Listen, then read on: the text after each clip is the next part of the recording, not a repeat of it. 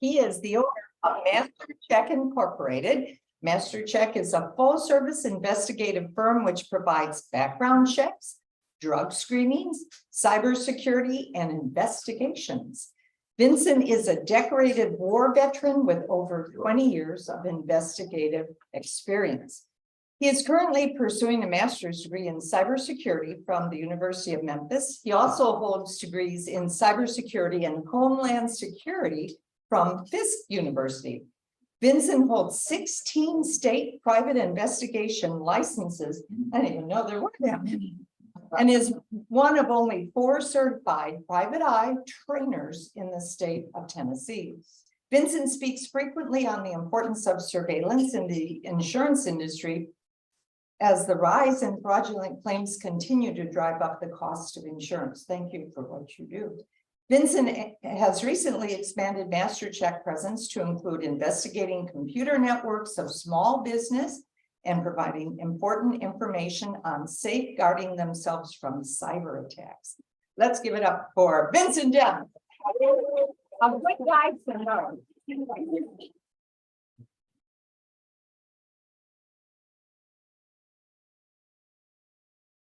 Good morning, everyone. Good morning. As Lynn so eloquently said, I'm Vincent Demps. I'm the owner of Master Check. We're a full service investigative firm here in we've got an branch office here in Memphis, we've got an office in Nashville, and several offices throughout the United States. I've had the good fortune to be running the company for the last 20 years. Wanted to take some time to show you guys just a short infomercial that kind of touches the services that we provide at Master Check. What would you like me to click on? To the next slide. Okay. And then click on this. Hello, welcome to Master Check, your one-stop shop full-service investigative firm. With our investigative resources, we've gained a reputation for being the best private investigation firm for any investigation job. We provide numerous services designed to help you find the answer you seek. With a combination of our highly skilled investigative experts and latest technology, we guarantee the best possible outcome for each case that we take on. Here's a highlight of a few specialized services we provide. Cybersecurity and network monitoring. We have the ability to provide you with the tools to monitor your network system 24/7 for potential red flags within your network with our NetCheck services. NetCheck offers your company the opportunity to have a cyber partner to work with you to protect against the daily threats of malware, corporate espionage, employer sabotage, and more. Surveillance and undercover investigations. Let us assist with your criminal, auto, and death investigations in locating evidence to determine whether an actual crime has taken place. We can assist with searches, interviews, evidence collection, as well as drone observation. Social media searches and monitoring. With the popularity of social media sites, it has been necessary to see what your current employees, new hires, and loved ones are doing on the various social media outlets. We can help you rest easy by providing social media monitoring for accounts that may be harmful to your business. MasterCheck tracks the activity that could be a potential risk to your organization and keeps you informed so you can protect your brand and your reputation by identifying potential risks.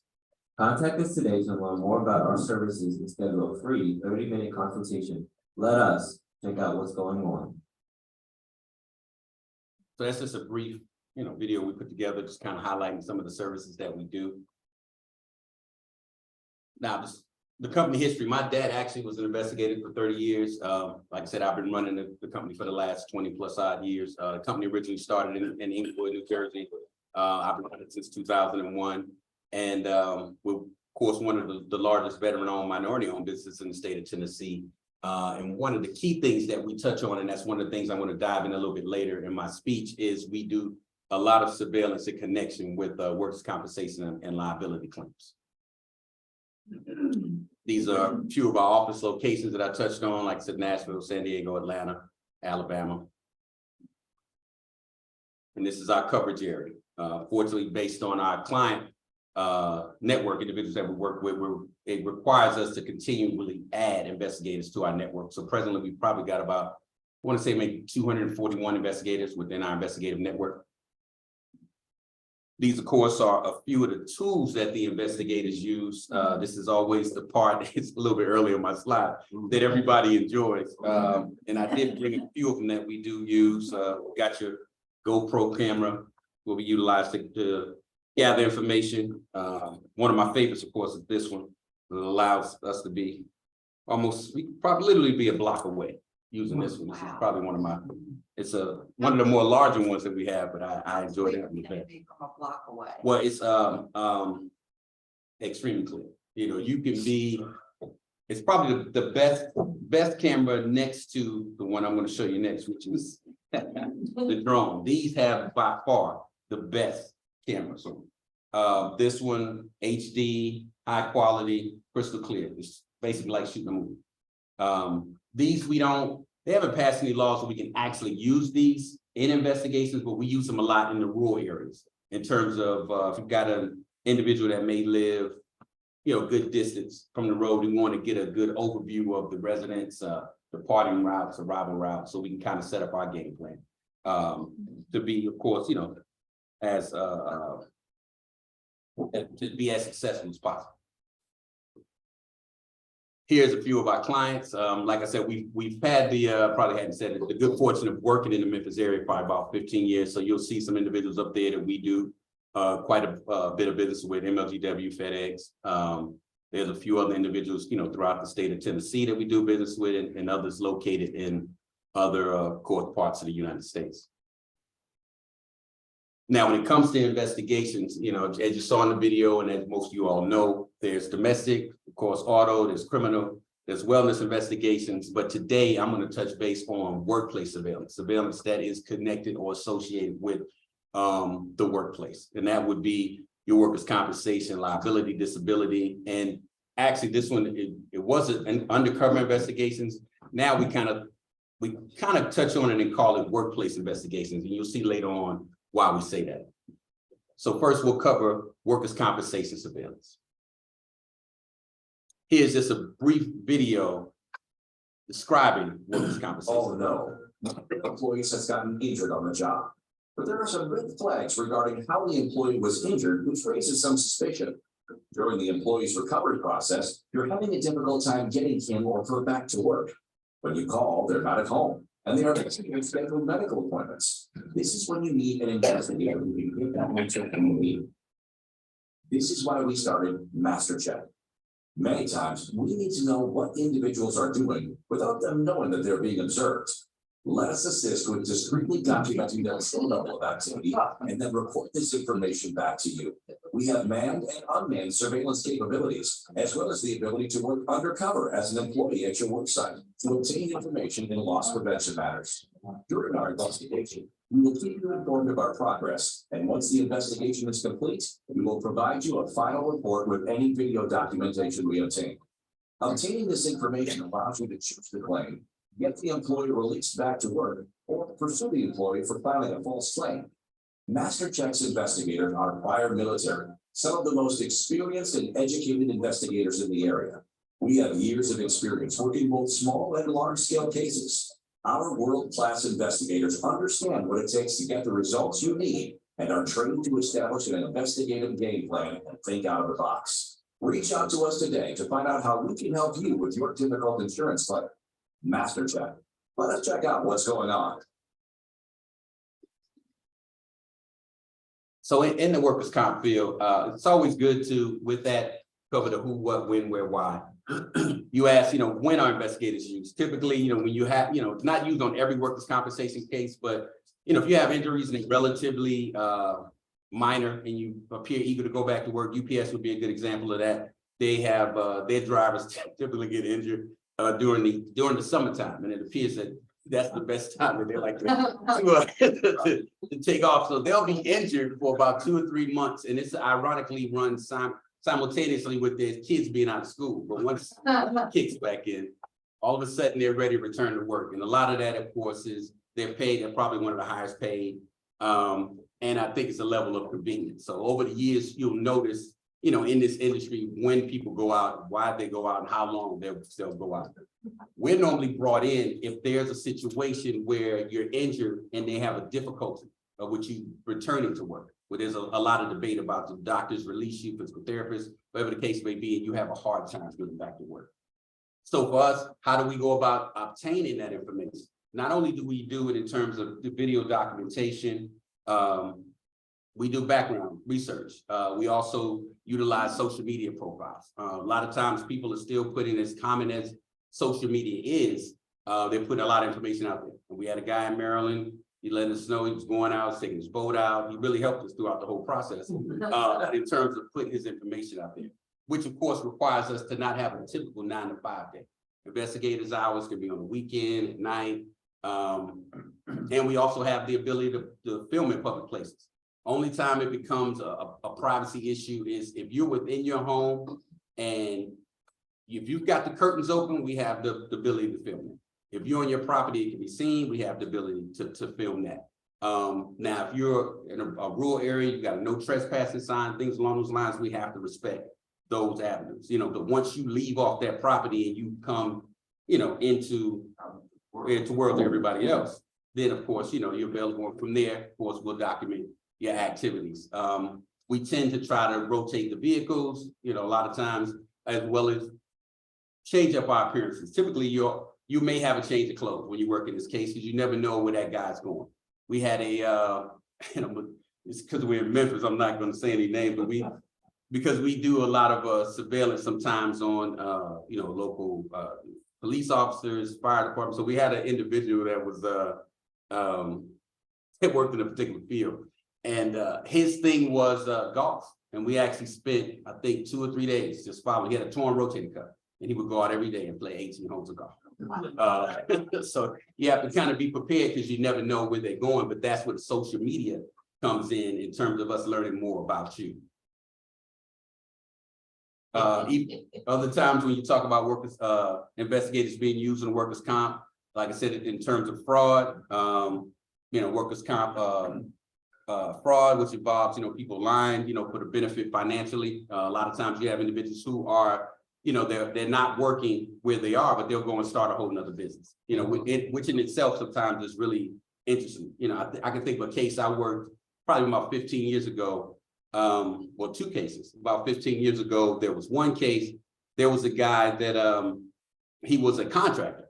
And ironically, I think we worked this case, it was a 2-man. 5 o'clock in the morning, guy's garage goes up, his car comes out, and I'm thinking, you know, because we literally get on site. Typical day is 6 to 2. So we literally just got on site and we started this one early by happenstance. This guy drove all the way across Nashville to White Ridge Road, and he spent that whole morning laying sheetrock, you know, at a hotel and doing some other work, which was interesting to me because it was basically the field in which he worked. And it was crazy to me because I was thinking, well, if I'm already getting paid to stay at home, God only knows I wouldn't get up before 6 o'clock to do anything else. But typically, you know, you have those type of situations. I mean, we had a guy in East Tennessee. He actually worked for a tire place. And the interesting thing, about 8 or 9 o'clock that morning, he backs his car out, jacks his car up, and he rotates his own tires right there in the driveway. You know, it's like literally like a head scratcher. So typically there are times that it's, you know, it's interesting, you know, it's interesting, but it's also, you know, definitely a head scratcher. I will say this though, in terms of Tennessee, East Tennessee is probably more, you know, it may be, they may have a bunch of different things that they're doing. Ironically, West Tennessee, Memphis, they're way more bold. That guy will get work, he'll get injured at MLGW. He'll get a job at AutoZone. Let's say AutoZone, literally across the street, have no care in the world. Every morning he will be passing his employer where he's employed now, injured, going to another job. You know, so it's actually interesting when we do the social media and when we get these files. Yeah, just how and West Tennessee has always been like, you know, just that embrace. They will post it on social media. They will literally get a job, like I said, across the street, you know, and not be aware of, you know, the ramifications, you know, of this particular situation. So, and, you know, I covered that, you know, you have that employee, you know, one of our clients, of course, is FedEx. Mainly, I think though they're individuals who are typically out of work, or your individuals who deliver the packages. You know, your carriers that deliver the packages. A lot of that deals with, you know, the heavy boxes. They submit the claim. You know, sometimes they have other jobs. They're working part-time, so they may have already been injured somewhere else. But it's just more convenient, of course, to do it at work because that employer is going to cover that cost. You know, if you can. So sometimes we do what they refer to as medical canvases, which we will research your medical history. Of course, there are, you know, you do have the HIPAA situation, but a lot of times when you take these jobs, or even when you go out injured, they will have you sign that authorization release, that medical authorization release. So we're able to obtain that information and research your medical history and see, you know, maybe you had a trip to the ER maybe a week or two before that injury. And then they'll, you know, for that in that same area or that same part of your body. You know?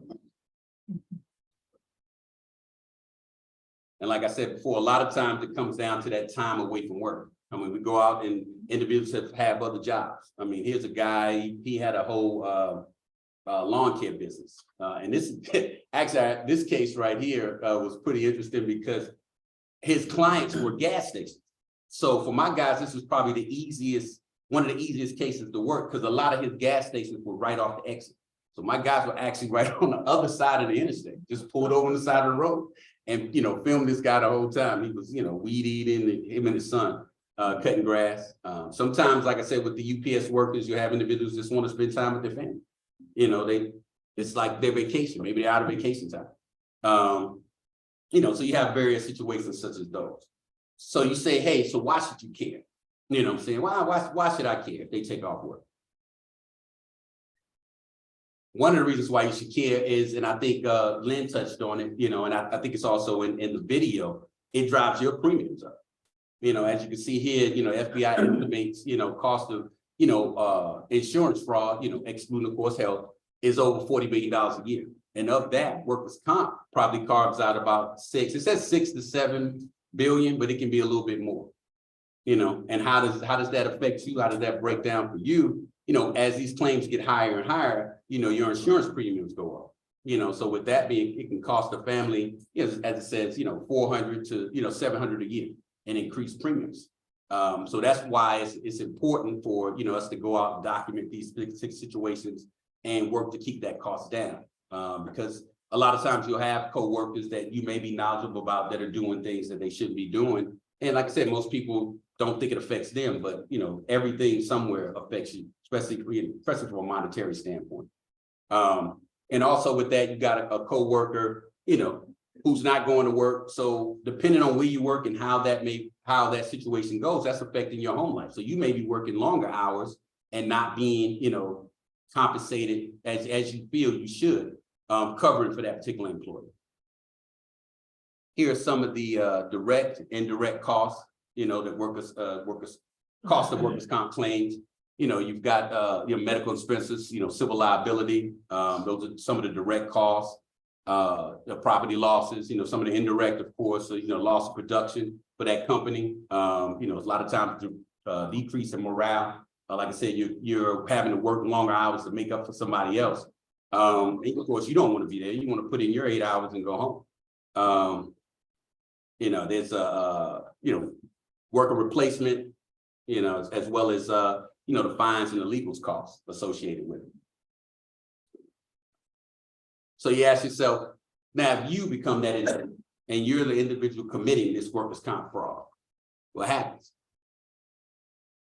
Now, it can affect you both ways. It can affect you as a business owner. I mean, there are business owners, and you know, we've got the example there in Auburn, New York, you know, where a guy, he actually was the business owner. He was sentenced to 1 to 3 years in jail for workers' compensation fraud. And this was, of course, you know, after the investigation, what they found was, you know, he had received almost, you know, $83,000 in benefits that he wasn't eligible for, and he wasn't providing necessary coverage for workers' compensation for his employees. Tennessee is a little bit different because I think it's based on, you know, how many actual employees you have, whether or not you have to carry that coverage. Florida is somewhat similar along those lines, but even as an employer, it can affect you. Even here as an actual employee, you know, in this particular case where It's considered a misdemeanor and it's punishable up to a year in jail.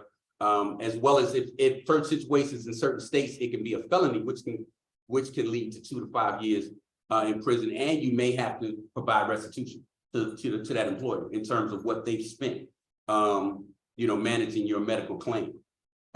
California is probably one of the hardest because California is so different about everything they do from an employment standpoint. So many things that they do different from an employment standpoint. So the consequences are probably a lot harder in California, but you definitely can look at some jail time. You definitely can end up having to pay fines as well as pay back your employer. The other part of what we do, and this is something that falls into the workplace surveillance, we used to do a lot of undercover surveillance. Kellogg's is one. I mean, I can say it now because it's been a while since we did it. Kellogg's would hire us to come in and if they had, theft, things being stolen or taken within the company, if there was rumors of somebody selling drugs, whatever the case may be, hire that employee. We still do this for a lot of companies. That individual will go through regular training, just like everybody else, and work within that company. And sometimes they may be there 6, 7, 8 months, maybe there a whole year, just documenting activity and reporting that, of course, back to senior management when they have issues, within the company. What has happened recently since COVID, there's a new workplace. And since COVID, a lot more individuals are working from home. So, that's what with that now we have a new level, like I said, of what we call workplace surveillance. And that's basically a lot of times monitoring employees' activities. Individuals that work from home, individuals that work remotely, they will come to us, they'll hire us. We may place some agents within the system to kind of monitor what's going on. I mean, it opens you up to so many different levels of liability, so many different situations that can affect your business, that a lot more companies are leaning more to that. Like I said, because a lot more individuals are going to work home remotely. And then in a lot of situations, that supervisors may have access to your computer, especially if it's a company, company equipment, company equipment. So you ask yourself, legally, can they do this? When it comes to surveillance at work, you'd be surprised that your employer can legally, there's a lot of things that they can legally do. They can, install video cameras, they can read your postal mail, they can read your email. If you've got a company vehicle, they can put a GPS tracker on it. There are a lot of things that, that they can do as long as it's within protecting the business. It can't be outside of that, but as long as it's within protecting the scope of the business. Here's a great example. This is one of the things that we had a conversation with years ago about Kellogg. They wanted to put cameras in the locker room, and we had to explain to them that, legally you can't do that. You got people changing clothes, you got, so that's where, it's always good, and that's, to have that outside individual. And we make it a point to make sure that we stay on top of things from a legal perspective, because, as a third party vendor, you have a certain level of, liability. So you ask yourself, why are these employers, wanting to put these agents on and monitor what you're doing? Well, it opens them up to, so many different types of fraud. And a lot of times this comes back to training, people not being aware. Sometimes you may have a computer and you're sharing it with a teenager and several other individuals are utilizing that computer, and that, you have that cyber attack that happens, and it starts initially probably at your computer at home, remotely, which of course can, lead to the theft of data, malicious codes, viruses, website tampering. So these are one of the reasons why now, they come to us and they're asking us to kind of assist with these things as well, as more and more people are working from home. We started a branch called NetCheck, and NetCheck, this is what, we started a division called NetCheck. NetCheck, this is basically how we do our surveillance from that standpoint.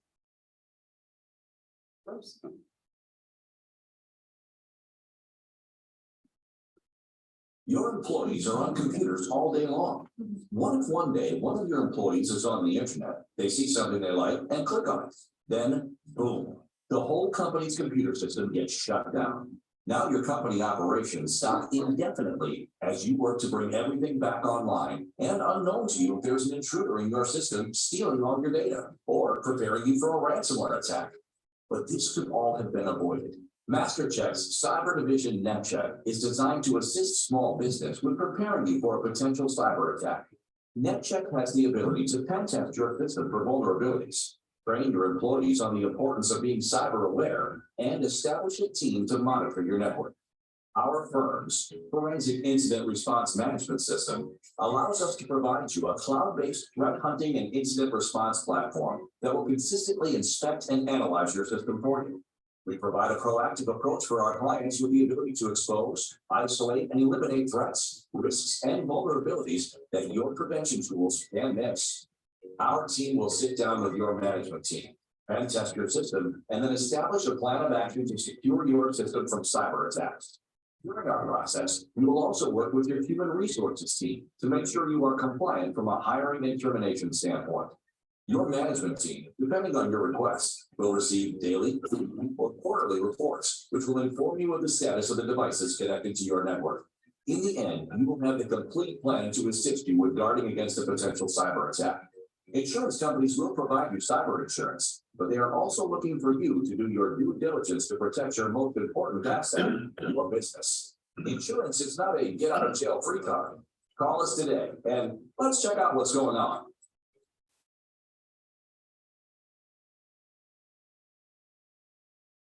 So you say, why should you care? Like I said before. Now, for the companies, of course, this is major. Here are two situations. You got the city of Atlanta, cost them almost $2.6 million in emergency efforts when they were actually hit with a ransomware attack. To this day, we still don't know if they actually, in most situations, you have somebody who's roughly asking for a ransom, and in this one, they wanted $50,000 in Bitcoin. Typically, the word in our industry typically is not to pay. So we're not sure if the city of Atlanta paid them or not. And I think they ended up not paying it, but they still ended up wiping out the information, still ended up affecting, that particular business. And a lot of that in itself can affect you as an employee. You can end up losing your job, downside, whatever the case may be. As you can see, Atlanta had, another situation not too long ago with their procurement department. And that, of course, also cost them several millions of dollars. Not to include the bad publicity and everything else that goes into that, which long term can affect you. Now, in that situation as an employee, a lot of employers, the way it's designed now, employees aren't really being held too much accountable, but employers are really pushing back on that. Expecting employees to be more knowledgeable through training and situations like that, and wanting to hold them also responsible for that particular situation, because it puts them in a difficult spot where they're having to explain this to their client, what took place.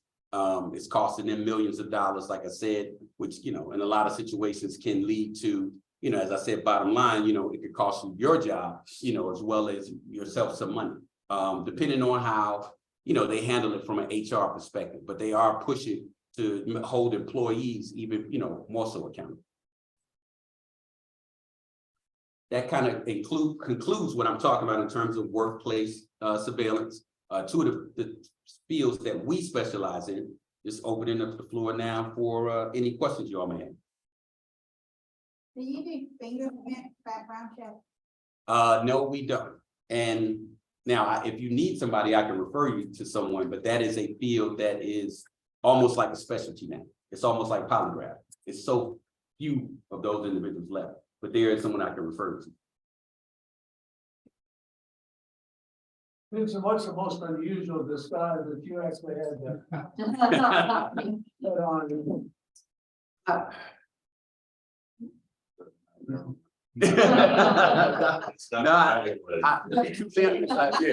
I haven't. Take your answer. What I'm doing.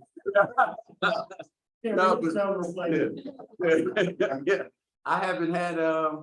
Normally I guess people just don't pay me a lot of attention. I don't have to change that often, Normally wherever I am, I just kind of blend in and, until it's time to get to court. And then they see the video and they say, I remember. I'll give you Checking the room first. There was a woman, she owns a restaurant and she was a claim, this is recent too. So I go in the restaurant and I order something to eat. And I go to the restaurant, I order something to eat and I'm sitting down, I'm eating, I'm videotaping. And I don't even know how it happened. Oh, so I go up to pay and her husband says, so what do you do? And I said, hey, I'm in the insurance business. He turns to the woman, as she's my subject, and says, hey, honey, he's in the insurance business. Come over and talk to him. So she comes over, she said, you know, so what do you do? I said, well, you know, hey, insurance quotes on auto. She said, we're thinking about getting some insurance on our, what that quote that guy gave me. So then she calls her son on FaceTime. So I'm videotaping all of this because I didn't bring the pin camera. So I'm videotaping all of this. So I'm talking to him, he's giving me the vehicles, he's giving me the license plate. He's confirming their address, because their address, we knew where the business was, we were unsure where they lived. He's confirming their address. So I end up, I throw out a couple of names. Fortunately, I was thinking about some people in the B&I group. So I throw out a couple of names, first names, but not the same last name. So I take all this information, I finish eating, you know, I get some more video, I leave out, you know, eventually they close the business, they go home and follow whatever the case may be. But I end up having to turn all of that in. And I knew once her lawyer got that video, she would immediately say, she would know who I was. So I could never probably go in that restaurant. And it's still there. I pass it all the time on Germantown Road, but I could probably never go in that place again. So, you know, to your question, like I said, I've been fortunate to kind of blend in, but typically when the video hits court, people will say, I remember that day and I know exactly who that guy was. My question, is it worth it? Why not just go to work? That's always my thought, you know, but how people have explained it to me is they said, well, hey, they're getting two sources of income. And I'm like, that's great, but I wouldn't get up and go to work for the second source. I'd do something at home. One more question. Oh, yesterday, just a comment, for the first time, it popped up on my Allstate screen and it says, if you are hacked and they get saved passwords, you're in big trouble. Now I'm paraphrasing, but they always say, do not save your passwords. Because it can affect the company. Yeah, a password manager is always better to manage that information. One more. This is just real quick, just lets people know if you ever hire a contractor out there, make sure before you hire them, they carry workers' comp and liability, because if they don't carry it and there's an injury on your company, it's on you're the employer. So yeah, so just kind of be out there, just be aware. All right. All right, thank you.